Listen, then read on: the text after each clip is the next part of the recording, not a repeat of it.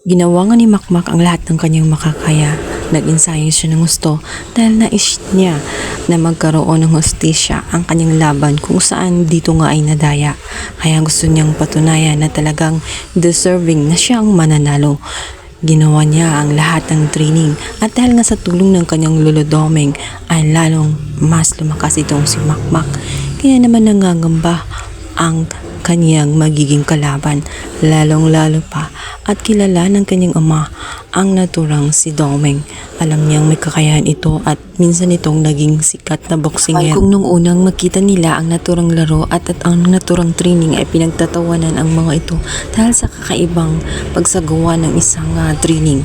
Ngayon ay bigla silang naalarma sapagkat ang trainer nga nitong si Makmak ay hindi basta-basta at alam niya na talagang mas lalong gagaling itong si Makmak.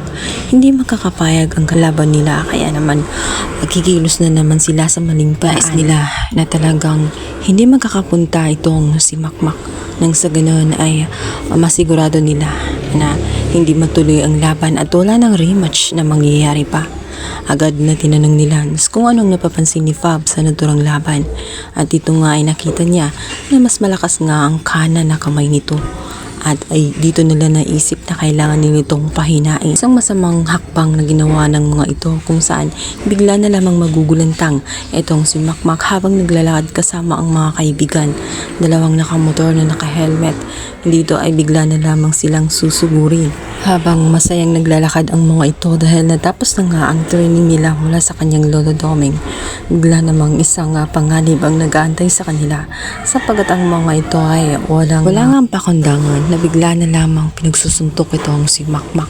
At dito nga ay nawalan ito ng balance hanggang sa ito ay matumba at pinagtutulong-tulungan. Agad nga ang pinuntarya ang kanyang kanang kamay dahil ito ang naisip nila na solusyon.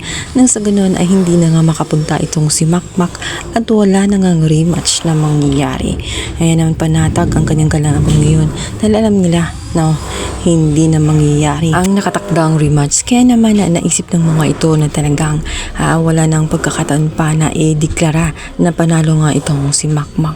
Masaya ang mga ito. Subalit hindi nila alam na hindi talaga napuruhan ang kamay nga nitong si Makmak dahil biglang sasaklolo nga itong kanyang lolo Domeng na agad namang napaalis ang dalawang lalaki na nambugbog ng gulpi kay Makmak.